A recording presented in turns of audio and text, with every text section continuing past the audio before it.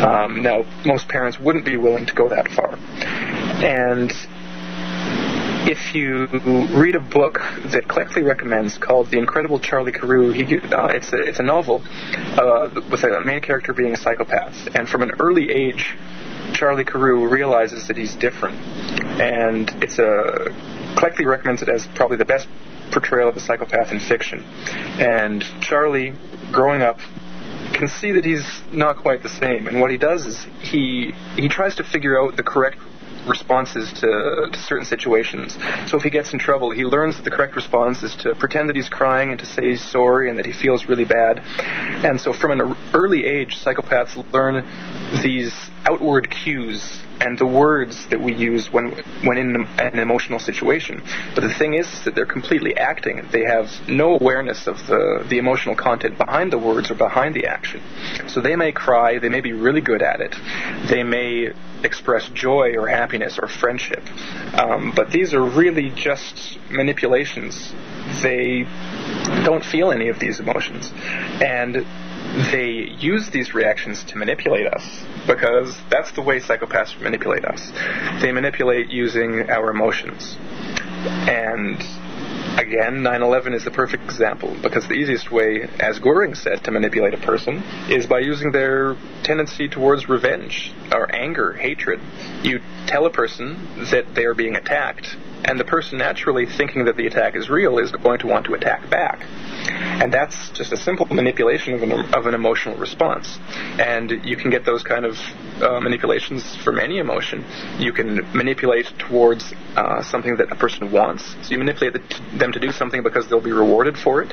You can manipulate out of fear, out of anger, out of revenge, out of disgust, by turning outsiders or enemies into things that are below human. Then people will become almost psychopathic, as you called it, like psychopathic in effect. They, like the people that would run, the kinds of people that would do the work at concentration camps. They might not be psychopaths, or in the military, but they've been conditioned and put in this environment where they will act psychopathically. And that's another problem we have to deal with, is the tendency. Abu Ghraib, these Abu Ghraib torture photos that we're talking about, some of these people seem like ordinary American kids that got set up to do this by the higher ranking psychopaths, mostly CIA, it appears.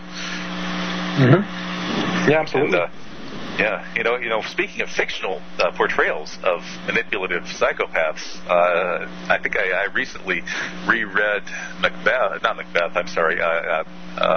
what's his name? The Moor. It wasn't that recently, but you know what I'm talking about. The Shakespeare play, The Moor, Othello. Yeah.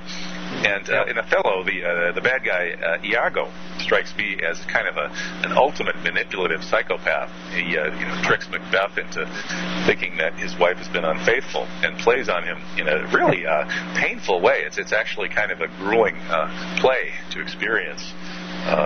But I think that people down through the ages have noticed that there are other people out there like that, often in the halls of power. I think Iago is a kind of a classic portrayal of that. But getting back to the torture scandal, this is another situation where we can ask: will people turn away from this, or will they face up to it?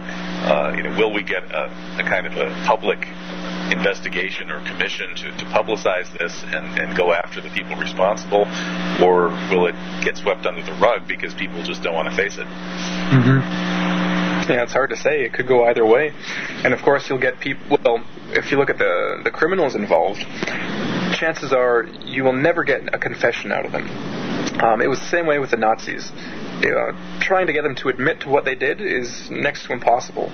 And so unfortunately, people aren't going to get the satisfaction of seeing their leaders fess up to what they've been doing. Now, people may be charged if it ever gets to that point. I'm, skeptical it ever will, but I just don't see it very optimistically. We do have the possibility of foreign war crimes prosecutions, as happened with Pinochet. currently there is a case in Spain against Bush for war crimes. And in fact, William Pepper will be on the radio with me in a couple of weeks. Just spent a few weeks working on a case for the Spanish court that's going after Bush. I don't know, Harris. I think there's a chance that one way or another, this is going to come out before too long, or there will be prosecutions. There'll be enough that these guys aren't going to be retiring comfortably. On the other hand, you have to worry about the possibility that they could always pull off bigger manipulations to try to cover up the past crimes. Mm-hmm. Do you think that at what point would they be able to try to do another 9/11 style event?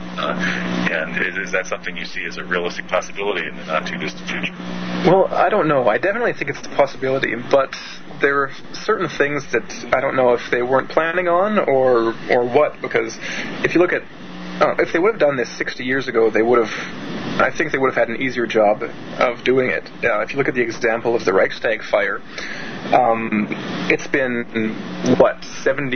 75 years, or close to 70 years since it's happened, and still, only recently has there been what people are calling, irrefutable proof that it was a Nazi operation and not the work of a lone deranged communist. And I think that, if there would have been something like the internet in the 30s when this happened, you might have had a movement like there is today in the 9/11 Truth movement. And, so it's hard to say, because once the next big thing that happens, you're going to have thousands, tens of thousands of people scouring the internet looking for every contradiction and every lie, and they're going to see a lot of them. And that's what's being done now in the alternative news on the internet.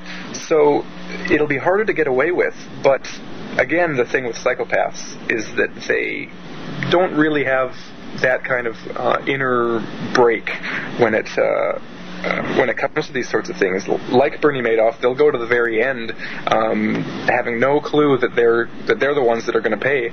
Wobuchevsky described it as the germ that invades the body has no idea that it's going to die with the body that it kills. And so if there is another huge attack like 9/11, I think it just might be enough to finally be the straw that breaks the camel's back, perhaps. Well, one would hope that the non-psychopaths in positions of power, and there clearly are some non-psychopaths in the higher levels of the military and the intelligence community, and I should say the so-called intelligence community and the political establishment, and some of those non-psychopaths must realize that these kinds of things, like 9/11, as spectacular as they are and as successful as they are in certain respects, are really a very, very dangerous and insane path for a nation or an empire to go down. And I would hope that some like the people that supposedly met, the top military officers who met after 9/11 to discuss the fact that it was an inside job and what to do about it. We're hearing more and more about that now from Wayne Madsen as well. But these kind of people would be able to sort of solidify their position to protect these institutions that they work in from psychopaths. That's the hope I would have. Not so much that they're going to tell the truth and expose their psychopathic colleagues right now, but rather that they're laying down the law and saying, okay, you've gone this far, don't do it again. Well, and I think one of the things that can be done, and that Wobuchevsky recommends in the book, is that even if these crimes go unpunished, even if we don't get to the bottom of everything that they've been doing, one of the best things we can do is prevent further crimes of this sort by introducing some kind of screening process for all positions of political leadership. Now, they've started to do this in the business environment. Again, Babiak has been working on this B-scan, or business scan, for companies, corporations to use to screen out possibly psychopathic individuals before hiring. This should be applied to the political environment.